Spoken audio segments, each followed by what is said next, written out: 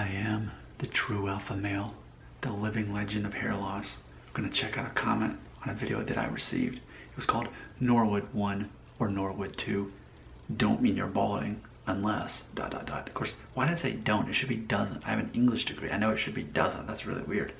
KOB had this to say, quote, so if your hairline is receded but no thinning on top of head, it doesn't mean you're balding? So let me answer that question. So that's exactly what I'm telling you. There is a difference between having a receding hairline and balding.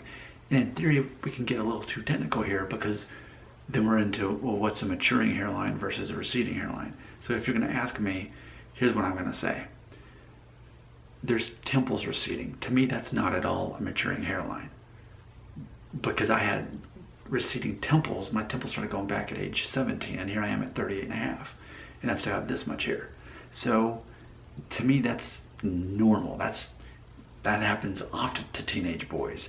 You know, it's funny that you in theory become a man at age 18, but you're already having receding hairline. That it's not a receding hairline, it's just your temples.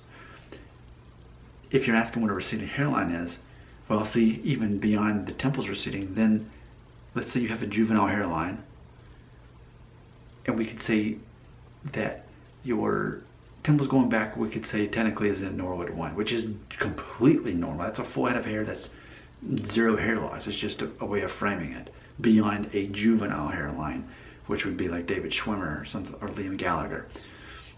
Then it is Norwood 1, or I'm sorry, Norwood 2, where you have your triangle here, and triangle here, where it's more of like that vampire type of thing.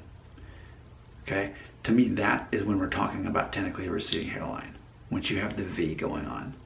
And then from 2 to 3, where I'm 2.5, we're looking at receding hairline. Oh, I've got a receding hairline.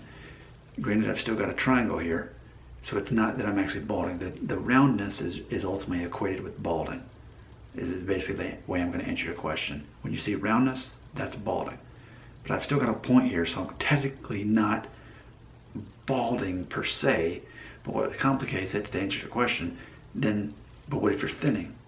Well, see, my hair is thinner on top than it is the sides, which is quite normal for men over age 35, which I am. So there's a lot of technicalities, but ultimately I would say this. You don't have a receding hairline until you have Norwood 2, which is the triangles. But that in itself is no indication you're going to go bald. Some guys are Norwood 2 by 24, and they remain that way their whole life.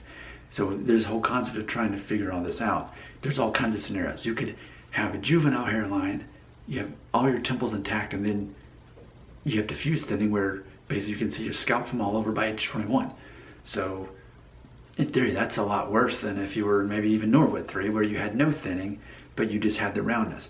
So there's all these technicalities. Ultimately, every man has kind of a different hairline. In addition to the hairlines, you've got different density issues. Because again, I mean, I'm 2.5, but my hair is thinner on top. But if I grow it out longer, it's less obvious. It's only most obvious when I'm growing my hair out from a buzz cut. So hope that answers your questions. If not, leave more comments and perhaps I will respond. Your comments belong right here.